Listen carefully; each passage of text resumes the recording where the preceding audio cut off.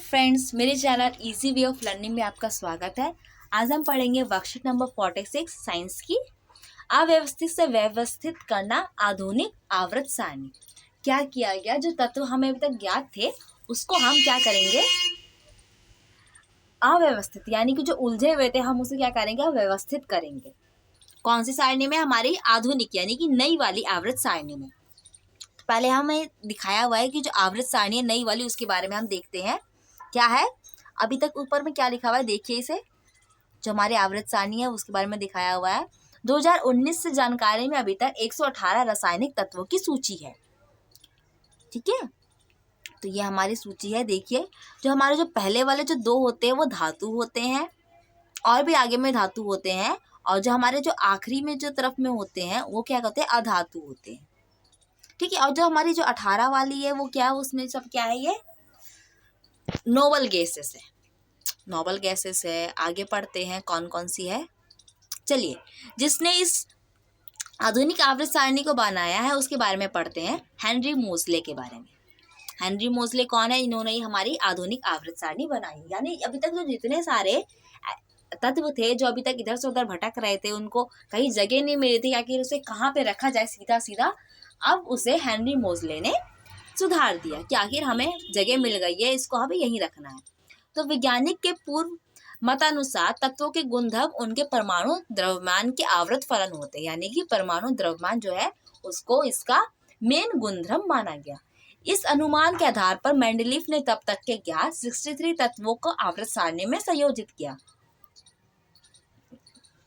Mendeleev की जो आवर्त सारणी थी उसमें कुछ तत्वों को व समस्थानिकों को सही स्थिति का पता या स्पष्ट रूप से नहीं किया जा सका। तदनुसार इसका आवर्त सारणी में परिवर्तन किया गया, जो कि मेंडलीफ ने तत्वों को और समस्थानिकों को सही जगह नहीं दी, इसलिए उसकी जो आवर्त सारणी थी उसको बदलाव किया गया। सन 1913 में हेनरी मोजले ने इन त्रुटियों को समाधान किया और आधुनिक आवर्त सारणी का निर्माण किया। तो आधुनिक आवर्त सारणी के आधार पर किया गया जो इस प्रकार वर्णित किया गया, यानी आधुनिक आवर्त सारणी का नियम क्या है, तत्वों के गुणधर्म उनकी परमाणु संख्या के आवर्त फलन होते हैं। यानी कि जो तत्व का जो गुणधर्म है वो किसके ऊपर है, उसका आधार क्या है, उसका परमाणु संख्या है। परमाणु संख्या से हमें परमाणु के नाभिक में स्थित प्रोटॉनों की संख्या का पता चलता है।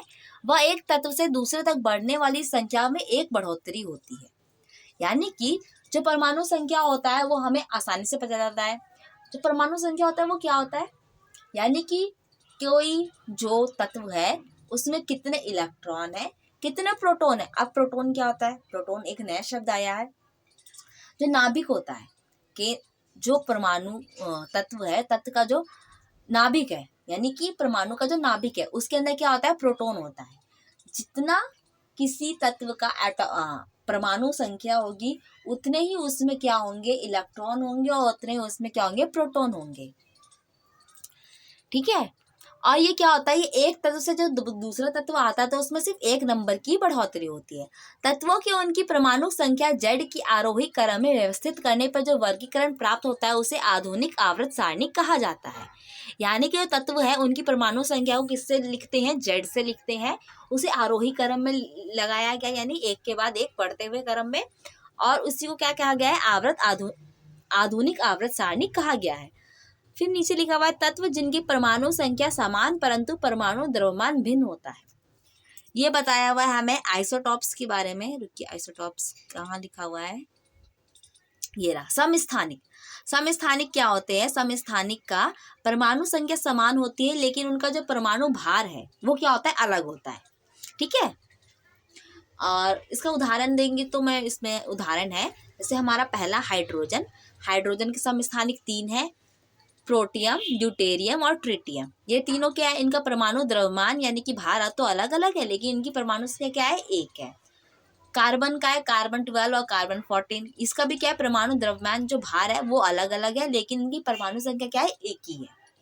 तो इन सबको क्या किया गया, एक ही जगह पर रखा गया। अब हम क्वेश्चन पढ़ते हैं, आधुनिक आवर्त सारणी का निर्माण किसने किया? तो किसने किया, हेनरी मोजले ने किया। आधुनिक आवर्त सारणी के नियम क्या है? तो इसके नियम क्या क्या है, तत्वों के गुणधर्म उनकी परमाणु संख्या का आवर्त फलन होते हैं। आगे तीसरा क्वेश्चन कहता है मेंडलीव की आवर्त सारणी की 3 त्रुटियों का समाधान आधुनिक आवर्त सारणी में किया गया। ये त्रुटियां व सीमाएं क्या थी लिखिए, यानी उसकी त्रुटियां लिखनी है। तो इसका पहला है हाइड्रोजन की सही स्थिति का पता न लग पाना, समस्थानों की सही स्थान तथा एक तरफ से दूसरे तत्व की तरफ आगे बढ़ने में परमाणु द्रव्यमान नियमित रूप से नहीं बढ़ते। यानी कि जब हम एक तत्व से दूसरे तत्व में जा रहे थे, जब हमारा क्या था, हमारे पास परमाणु द्रव्यमान था, और वो परमाणु द्रव्यमान जो था नहीं बता पा रहा था कि आखिर बीच में कितने और नए तत्व ढूंढे जा सकते हैं। हमारा चौथा क्वेश्चन कहता है कि टिप्पणी कीजिए। पहला, आधुनिक आवर्त सारणी में समस्थानिकों को कहाँ स्थिति मिली, और दूसरा, यहाँ कोबाल्ट व निकेल के स्थान कैसे निर्धारित किए गए। तो इसका आंसर लिखते हैं। आवर्त सारणी में समस्थानिकों को एक ही स्थान पर दिया गया क्योंकि उनके परमाणु संख्या क्या थी, समान थी।